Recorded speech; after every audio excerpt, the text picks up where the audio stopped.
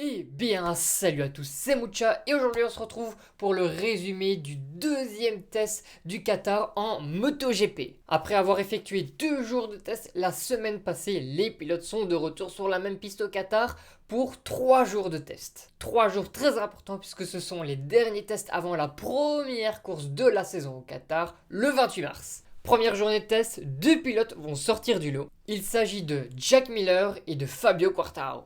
Ils vont bien sûr finir premier et deuxième de la première journée de test, mais surtout ils vont battre le record de la piste. A votre avis, à qui appartenait le record de la piste avant qu'il soit battu par Jack Miller et Fabio Quartararo? Le seul, l'unique, Marc Marquez bien sûr. Marc Marquez avait signé un 1 minute 53.300 millième et Jack Miller a réussi à signer un chrono en 1 minute 53 secondes 183 millième et Fabio Quartararo lui a réussi à signer un chrono en 1 minute 53 secondes 263 millième. Ce qui leur permet à tous les deux d'avoir le record non officiel de la piste puisqu'effectivement ils ont réalisé ce record pendant des tests, donc il n'est pas comptabilisé comme record officiel, mais ça fait toujours du bien pour la confiance. Pour compléter ce top 3, nous avons une autre Yamaha, celle de Maverick Viñales. Très content de sa première journée, c'est bien lui qui a affiché le meilleur rythme tout au long de la séance de test. Mais bon, on l'a trop souvent vu, Maverick Viñales peut être très bien en essai, mais s'écrouler totalement en course. Mais c'est vrai que sur ces tests, il a l'air très en forme sur sa Yamaha 2021. Et donc on va commencer à surveiller le petit pilote espagnol pour la suite de la saison. Allez, je vous donne votre petite dose de Zarco. Johann Zarco finit 4ème en ayant effectué 65 tours sur cette première journée. C'est donc le pilote de tout le plateau qui a le plus roulé sur cette première journée. Donc pour Zarco, au guidon de sa Ducati Pramac, tout roule. Mais voici la plus grosse surprise, même si personnellement ça ne me surprend pas. C'est Pol Espargaro qui se classe en 5ème position en ayant effectué un chrono sous la barre des 1 minute 54. Il a passé une bonne grosse partie en première position même. Mais bon, comme je l'avais dit lors de la première vidéo des premiers tests de MotoGP, ça ne m'étonne pas. Pour moi, Pol Espargaro est le pilote le plus apte du plateau actuel MotoGP à dompter cette Honda. À part Marc Marquez, bien sûr. Et il le prouve déjà. Donc j'espère de tout cœur que Pol Espargaro va en faire taire plus d'un et j'en suis quasiment sûr. Au niveau des rookies, l'apprentissage continue pour les 4 pilotes. Mais Enea Bastianini va quand même réussir à se classer 14ème juste derrière Valentino Rossi, qui pour lui, le pilote Petronas, revit un petit peu après cette première journée de test. Mais pour le reste des rookies, c'est un petit peu plus compliqué puisque Jorge Martin va finir à la 19ème position, Luca Marini se classe 22ème et Lorenzo Salvadori se classe lui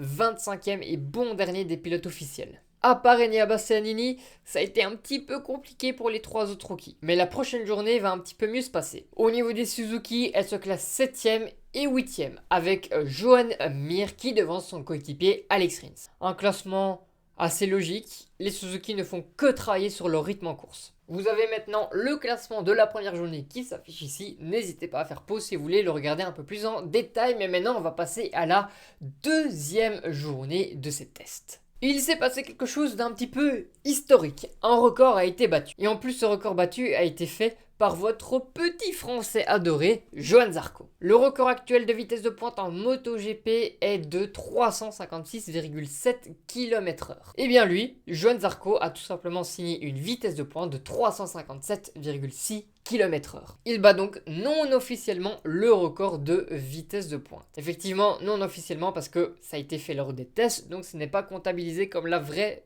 vitesse de pointe officielle.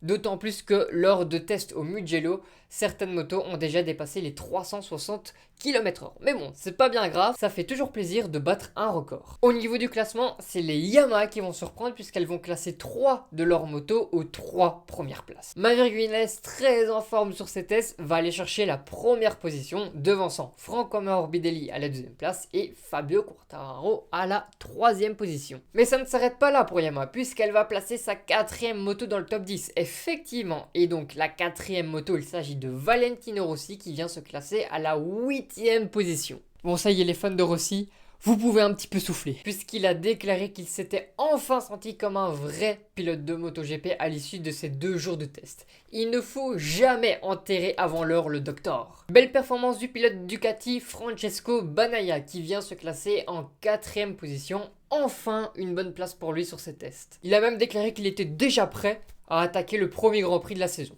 C'est bien, il est motivé le petit. On a une belle perf de 2 rookies de la part de Rory Martin et Denea Bastianini. Ils vont être très longtemps dans le top 10 avant de perdre quelques positions à la fin de journée parce que pas mal de pilotes allaient chercher un chrono. Ils vont finalement se classer 14e et 15e, mais il y a eu des signes très positifs, notamment pour Rory Martin qui a été très régulier lors de ses simulations de course. Les deux Suzuki gagnent une position par rapport à hier en se classant 6e et 7e. On garde les mêmes positions pour les pilotes, c'est Joan Mir qui devance Alex Rins. Les deux pilotes arrivent même à passer tous les deux sous la barre des 1 minute 54, ce qui est un très bon chrono. Par contre là, désolé pour les fans d'Alex Marquez, mais j'ai une très mauvaise nouvelle pour vous. Effectivement, Alex Marquez a été victime d'une très grosse chute d'un high side. Et malheureusement pour lui, la chute l'a empêché de finir le test parce que on a diagnostiqué une fracture au 4e orteil de son pied gauche. Donc en plus de cette fracture, ces tests ont été très compliqués parce qu'en 4 jours, il est tombé 5 fois. Donc très compliqué de se mettre en confiance avant le début de la saison. Et voici le classement de la deuxième journée.